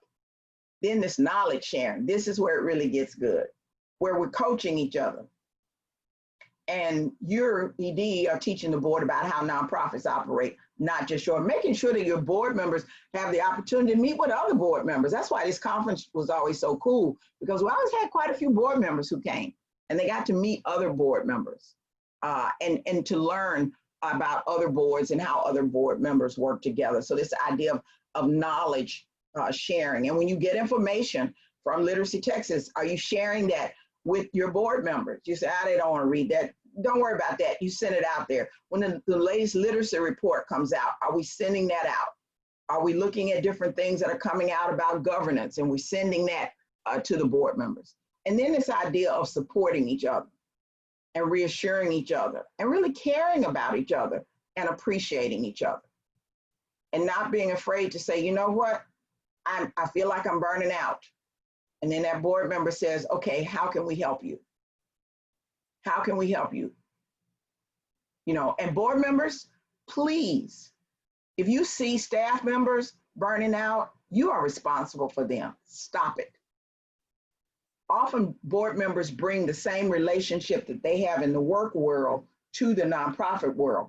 It's great when you're talking about resources, but the fact to think that people are doing this work, years ago, they said, well, people who work in nonprofits, they're doing it because they want to go to heaven. Well, we all want to go to heaven.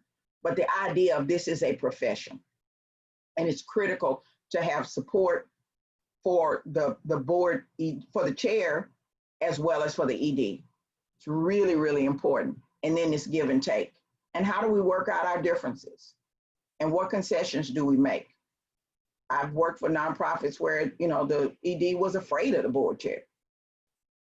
It's like, well, that didn't work very well, specifically for the rest of us. How do we work out our differences? And the more diverse the interaction, the stronger the trust. And that's why it's so important to understand style and personality. And everybody operates differently. And you sit down with people and say, what would you suggest? But there are some non-negotiables. We need to have a 30-minute check-in every month or something like that. There are some things that just have to be done versus I don't have time for that. Just call me if there's something wrong. Well, that doesn't work. That doesn't help the board chair or the ED. This idea of trust, it has to be open and it has to be honest. And it has no hidden agendas. And we have to try to meet our obligation, and we have to look out for each other. The board chair has to care very much about the staff member, and the staff member has to care about the board chair and keeping promises. This idea of managing low to moderate base trust, planning together, high knowledge, we're really going to leading to identification-based trust. Is where we're really leading together and leading staff together and leading board members together. Oh, and the old punishment and rewards motivation, Boris, if you don't do this, we punish you. Now we got to get to where we actually have knowledge-based trust, where I actually know you. If your board member, your board chair is, let's just say, CPA, that your board chair is going to be stressed between January and April. So guess what? Maybe we have the vice chair facilitate the meetings. We have to respect people's lives. Board chairs, if you know that there are certain reports that are due or all these big grants are due at a certain time, we say, okay, call me when I know this is, but you have to know each other's work to know when is the best time to say, okay, I need to give you the space to do this. And we're okay that during January, maybe to April, you're kind of off the grid because we understand that. Your board chair is a principal. Right now, things are going crazy for people. And it doesn't just have to be work stuff. We want people to have a life. We hope we'll all get back to having a life. So people need to be able to do things, but you can only do that once you get to know somebody and identify with people and have a trust level to be able to say, this is when this is going to be a downtime for me. And how do we fill in? If we've got vice chairs and all of that, this will really work. Establishing ground rules and then the realities of it and working hard. That's why the 1 year board chair stuff just does not work. It doesn't give us time to develop these relationships. It really doesn't. Enough, more and more, communicate. There is never too much communication. Again, I suggest a monthly sit down. And again, I'll add this piece. It can be 30 minutes. We don't sit down together. We sit down like this through Zoom or whatever. Just what's going on, update it. What are you seeing? What's going on with you? We have to stay in touch.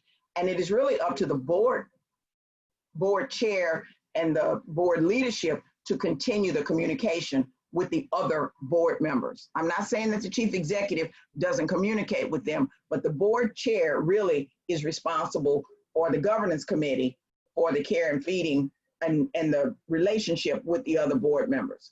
Open dialogue, and again, we got to front load all these things with the minutes. That stuff needs to come along, early. If there's any bad news going on, please get to the board right away. Nobody needs to see it on Facebook or on TV or the rumor starts floating around. If there's anything bad, same thing with good news. If there's anything good, if I'm on the board, I'll know about good news. I don't need to read it on Facebook, So, and then crisis management. What a lot of you have been in crisis management mode, which is going on now. That's where we are now, a lot of crisis management. And so that means you may say to board members, we need to stay in touch. and we're going to have if you've had a 24-hour turnaround, maybe you go to a 9-hour turnaround or a 12-hour turnaround. And I really believe in doing those types of things as having a 24-hour turnaround, because if you don't hear from me in 24 hours, you're going to keep moving. You're not going to keep calling me and all that. That if there's something that we need to weigh in on as board members, you have a 24-hour turnaround or a 12-hour turnaround or whatever it is. That's why groups, things like Boardable are so important, where you can go right in, put your comments in, you can even vote that way, and it's just great. But otherwise, you set time to when you hear from people. And if someone is missing in action, it is up to the board chair and or the governance committee to get in touch with them. But if you're checking in with people, if board chairs and governance committee people are checking in with people, they will know that maybe somebody's flailing or they're struggling. And then they can allow people to go with grace. We care about, first thing we want to know about board members is, are you okay? Not where you been. Are you okay? Because don't forget, board members are volunteers. And the same thing with staff members. Staff are not volunteers, but are they okay? And right now, a lot of people are not okay for a lot of reasons. And so the idea is that when she called me, when I was having my crisis about being the horrible board chair committee, being the horrible committee chair, she talked me off the ledge, because I was getting ready to write my resignation letter. And she talked me off the ledge. And that was another board member. And that it really saved my relationship with the organization. Not only it made me feel better about the work that I'm doing with them, and it put me in the right place. So it's really important for folks to stay in touch with people. And this weekly session, the performance review, communicate. And people have said this is the most frustrating, interesting, stressful, intrinsically rewarding job I have ever had. And I wonder who said that. Was it a board member or a chair? Both. This might be something that you do. When does and how does board staff communication most often fail? When is it most effective? What is it that the other person needs to know to promote effective communication? This is really important. It's about balance. And board chairs, you really want the staff members to be healthy. It is about balance. And it's an effective and a flexible partnership between the board, the chief executive, and the staff members. This idea of working together, I don't know if we can all get as good as Venus and Serena, but it's a partnership with trust, candor, respect, and honest communication.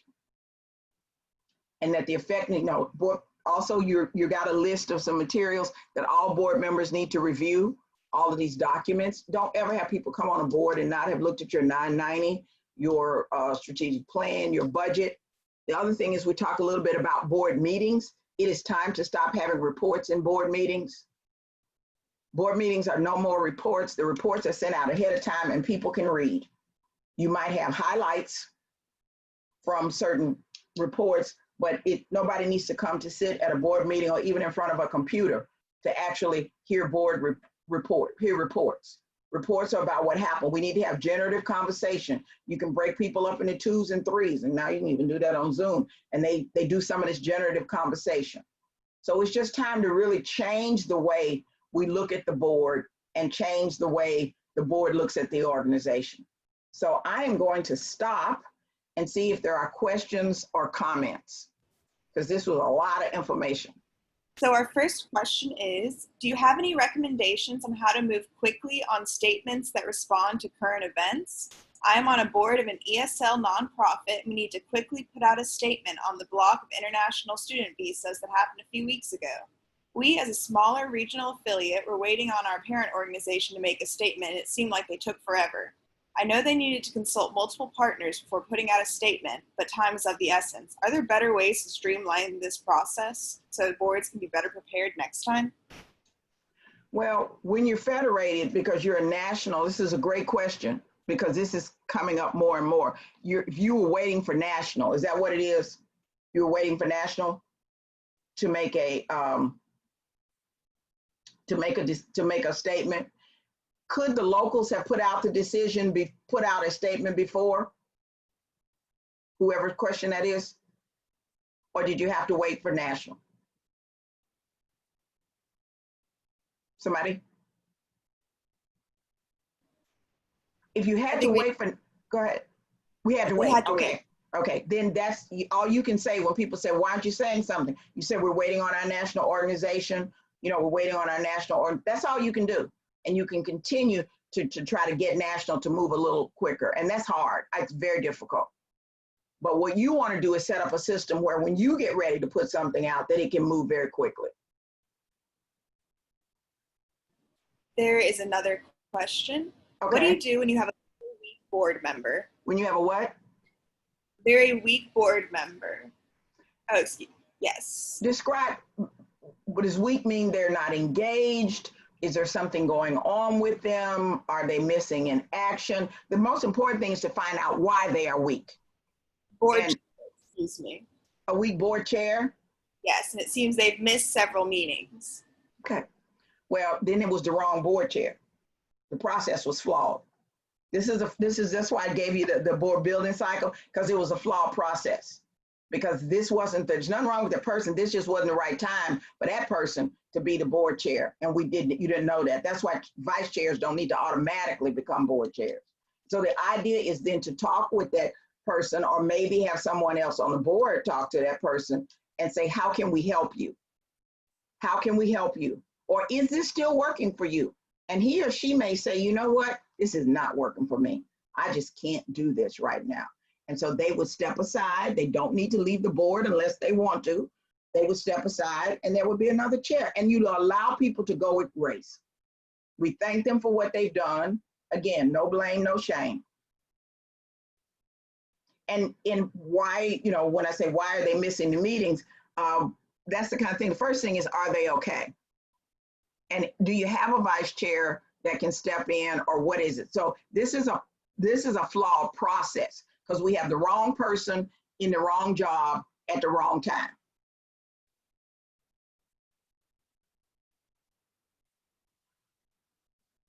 Oh, I'm looking at this. We have trusting culture on our board. People like each other and basically know each other. We have people who have volunteered for our board, and I sense a reluctance to accept a new board member. How do we clear the path? I think the idea is the board has to realize that it's not a play group. It is, when I say a play group, boards can get very social, and there's nothing wrong with that, but we're never going to be able to accept people if we keep it so insular. And so that's why the governance committee is so important, or somebody who reaches out to the person, make sure that person is engaged and involved. And they can't just cluster in their little, because we've always known each other and we always go to each other's houses and all of that. There's nothing wrong with that, but this will definitely stop people from staying on the board, because they feel like they're in the outer ring. So it has to be deliberate that people are staying in touch with that person, including that person, and that's board to board work. And I love the way you said, excuse me, how do we clear the path? Yeah, because you want people that don't know people. You want people to come in who are right for this board, but they may not be part of that insider group, if you will. And as the board continues to evolve and you have your term limits to work for you, you'll start to have that turnover. But somebody has to pay on the board to pay special attention to those people who are considered outsiders. And I know you will never use those terms, but that's the way it's happening. So no one else on the board wanted to be the board chair. Okay. Was anybody else on the board prepared to be the board chair? If not, this sounds terrible, you got the wrong board. So this may be where you actually do go and work on filling the other positions. And why is it that no one wanted to be the board chair? Again, is it a system flaw? Do they not understand it? What's going on? So when we get a board chair by default, that's exactly what we get. It's somebody who goes, okay, yeah, I'll take it, but I don't know what good I can do with it, So these are system issues. That's why I wanted you to see that board building cycle. Somebody said, we have to replace several board officer positions. Is it okay to ask for volunteers to fill a position or use the nominating committee? I think you ask for volunteers and you have them contact the nominating committee.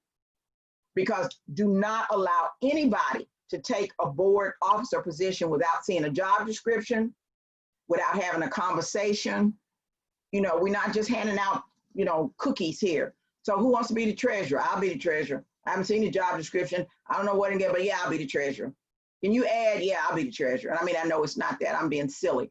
But the idea is there should be job descriptions, and then they would sit down with the nominating committee and talk with them. But that decision is not made with us sitting around going, okay, so who wants to be, you know? And a lot of us have the wrong boards, and there's nothing wrong with the people. We did not, often we got the wrong people for the wrong reason at the wrong time. So basically the board members have been set up to fail, or maybe some of us set ourselves up to fail, because there is a lot of work to do. And so the idea of you, but, and again, if you use a governance committee, they can go to people and say, we've missed you, are you okay? Is this really right for you? And you know what, I may say, no. You allow me to go with grace. You thank me. You still want me to be a supporter of the organization and to talk well about the organization. And that way I just don't go into what I call the board member witness protection program, where you just drop off the face of the earth and you never see them again. Katie's asking questions about 1-year terms for vice president and 2-year for president. I think 2-year for president or chair is good, and maybe 1 year for vice president. You got to build a ladder, if you will, but the vice chair does not automatically become the chair, because don't forget, people's lives change a lot in 3 years. So again, we're constantly checking back in with people to make sure. Past presidents, I think past presidents should be advisors. I don't think past presidents need to be on the board. I really don't. I think once I'm a past president, I need to be on a committee. And if I'm a past president and I just disappear, I was the wrong president. I need to be on a committee. I still need to be able to do things with and for the organization, but I don't necessarily think the past president, and I know a lot of traditional boards have the past president's role. And for some folks, that's very intimidating to the current president. It should not. But often past presidents sit there with, well, that's not the way we did it when I was on it, and that's not the way we did it, and those kind of things. But if we allow our plan and the board work plan to drive the organization and to drive the board's work, rather than, so what do you want to do, we would have less and less of that. Any other questions?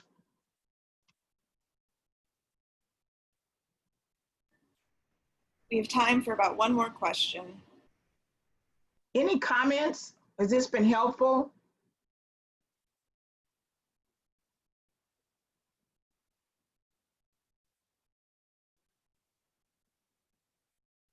I would encourage you, oh, thank you all so much. You all, I encourage you to find me, all my social media information is at the end of the presentations at Vicki Clark Consulting. I like to post, this is literacy is something that's very close to me. I'm very supportive of all that you all are doing. There's so much other information that I shared with Literacy Texas. Again, I think I over gave y'all information, but board retreats, board orientation, you have to have non-negotiables, job descriptions, all of that. And when it is set, it's set. So the board retreat is always in October. It's not that when I become chair, I don't want it in October, I want it in January. No, it's always in October. And when do we do the board orientation? And when do we do the executive director's performance review? All of that is already set. It does not change from year to year, depending on who the board chair is. In fact, if I'm interested in being board chair, I look at the board's calendar and say, how does this fit in? Does that make sense to you? So these things are set. Now, they're not set in stone, but they're set, because right now in a lot of boards, it weaves. So if I become the board chair, so when do you want to do the retreat? I don't know, let me get back to you. And before you know it, the half year's over. Or when are we going to do the new board orientation? And the new board member orientation should definitely be done by board members. Staff should also, program director, ED should work with it, but it is really up to board members to orient new board members to what's going on with the board. This is really, really important. So hopefully I've given you a few things that you can actually do. Try not to make this too hard. And we all have a lot of work to do. And Alba says that she has a very small board, so it's going to take work. Maybe you need to add some people. Sometimes you need to add some people just to get some energy. And depending on how small, Alba, how small is your board? How many people? That's We all got the a time minute. session. Okay, you got 8. Yeah, I would add some people. Get some people added because you know that's a small number. I would add some people, and not just to be adding them, but I would add, strategically adding some people. Well, thank you all so much. Again, I hope we can all be together next year, where we can have a good time and visit and laugh. Because the one thing about this conference is it's always just it's a great place to network, and everybody's so friendly. And I do hope to get back to Texas soon. I hope you all have a great year. Be in touch. I hope you like all of the materials that you will have. Please share them with your board. You can take, 10 minutes for governance at every meeting. If we stop reading reports at meetings, we can have time to do some of this work. Thank you all so much. Bye-bye. Thank you, Rory.